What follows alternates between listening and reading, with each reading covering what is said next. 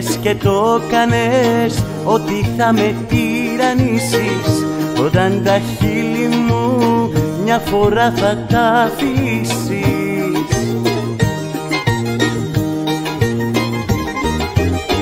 Κι όπως σε πέδεψα έτσι θα με βασανίσεις. Αχ, αχ, αχ, αχ.